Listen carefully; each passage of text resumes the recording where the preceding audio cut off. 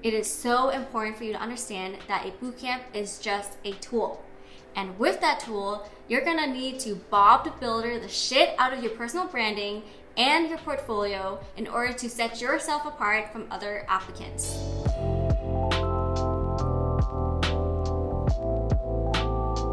What is good, y'all? My name is Lizzie. I am a self-taught UX designer, and in this video, I'm going to help y'all make a calculated decision on whether or not a full-time UX design bootcamp is the right move for you in 2021.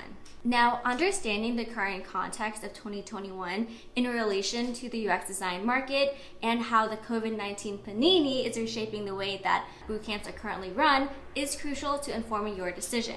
I'll be discussing full-time bootcamps specifically and not part-time bootcamps because this video is geared for folks who want to fully immerse themselves into UX design as to ideally land their first UX job ASAP. This video will also be objective, meaning that I will be keeping my personal opinions on bootcamps at bay as to equip y'all with the tools to make the best decision for yourselves. However, I do have strong opinions on bootcamps.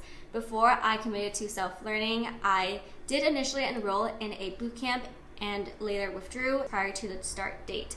So if you are interested in learning on how I arrived at that decision by considering the same points that I will be providing y'all in this video, then make sure to tune into my later video.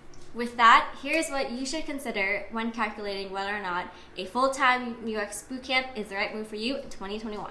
Let's talk state of the market of UX design in 2021. Before you go and invest 10 to 15K of your hard-earned money and your precious time, you want to make sure that your future job prospects are solid, especially in the wake of the PANINI, which has brought and continues to bring a lot of job cuts and general career uncertainty for many folks. It is so important to gauge the state of the prospective job industry. Luckily, in 2021, a lot of companies and industries are beginning to understand the value of UX research and design as it relates to business impact. Previously, throughout the past few decades, UX faced challenges validating its place in companies and industries. Now, this issue still persists, but there's an increased understanding of good UX in any business. For example, companies that design products based on assumptions of user needs tend to fail. This is because when you design something based on assumption rather than data of existing user needs, you're more likely to miss the mark on what is actually needed by the user.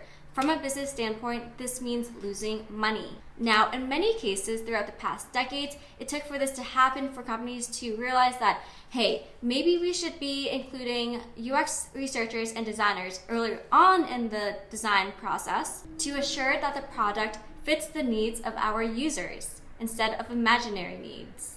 In turn, this prevents businesses from losing money, which then leads to reaching optimal business goals. So with this new outlook of how UX design can mobilize business goals, many companies are buying into UX design and investing in their UX design teams. This translates into increased demand for designers, which is reflected in the oversaturation of the UX design field right now. And don't worry, the PANINI may have negatively impacted the future of many industries, but not so much tech. In fact, the tech industry bounced back mad fast. For example, if you look at Glassdoor's economic recovery report for September 2020, you'll see that there was an 8.6% increase in tech job openings month on month. Now compared to, say, finance and insurance with 3% or healthcare at 0.1%, that's a huge increase. If you need more data, the proof is in the pudding.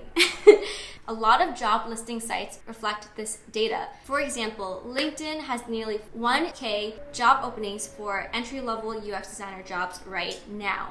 Look at it like this.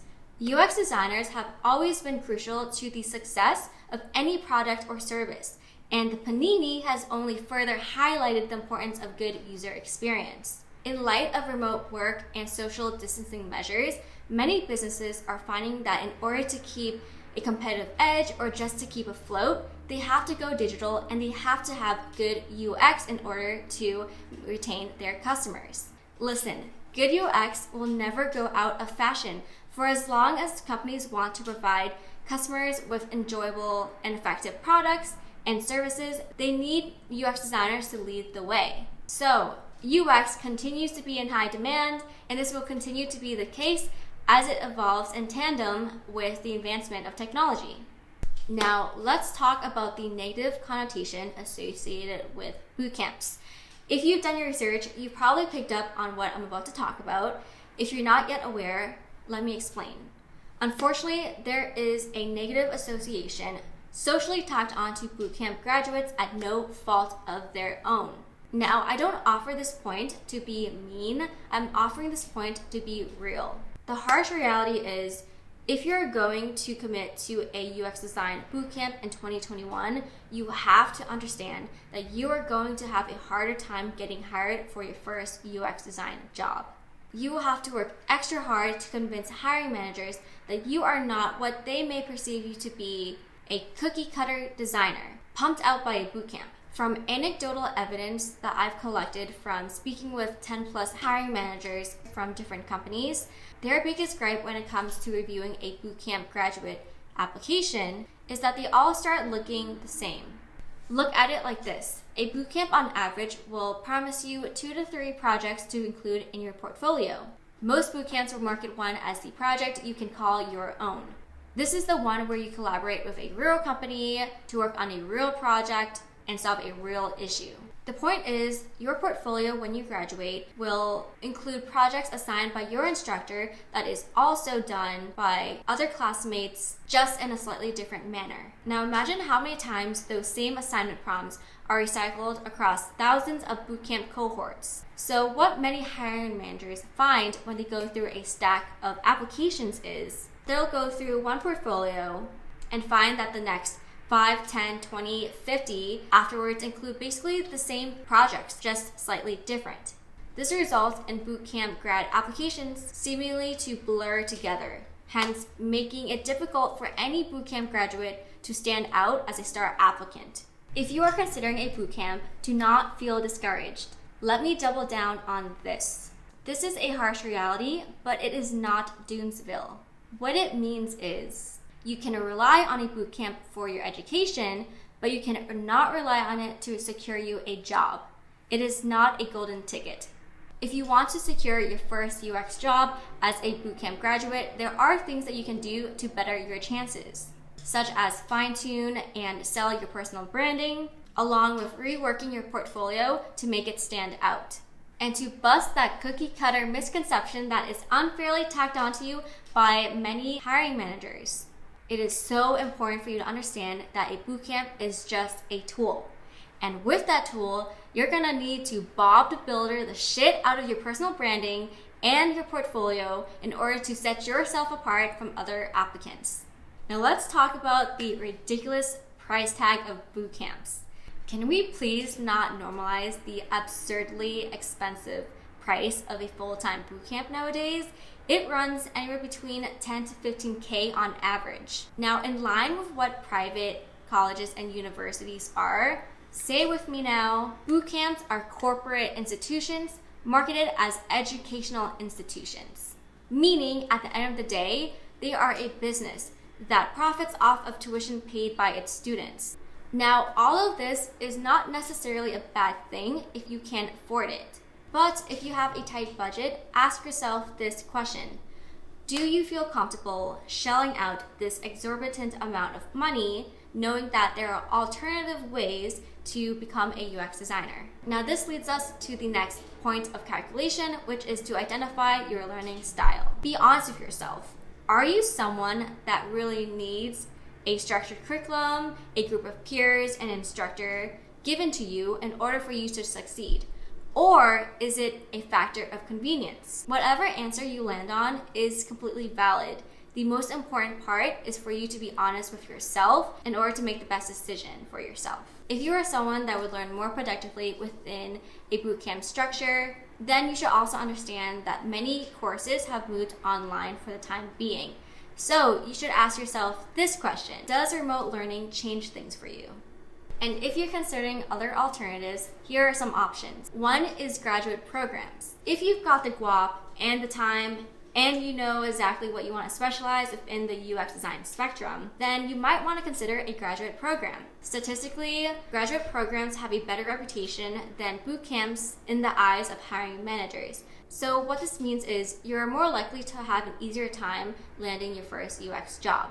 The other alternative is to self-learn. Let me assure you that is not as daunting as it may sound. Although you do have to be self-disciplined, you need to have the drive, and you gotta be scrappy. In 2021, there's a myriad of free online resources at your disposal that can help guide you through the process. I'm on the path and I've done the research to build out a comprehensive playbook for myself, and I boiled it down to 3 components that will set you up to become a self-taught UX designer. If you're curious on what those 3 components are, please check out this video. Here, or here, or here. I'm still new to this, so I don't know where. And if you do choose to self-learn, please know that you are not alone. There are an abundance of resources and support groups out there, like Slack channels, that provide that sort of support. You just gotta do the outreach and connect with those folks. And please also find comfort in my channel. I coined this channel as the UX Design Struggle Bus because there are a lot of folks who have already shared their experiences of self-learning and general UX design come up in the comments. So I'm really hoping that we can continue to build out this small community of UX designers.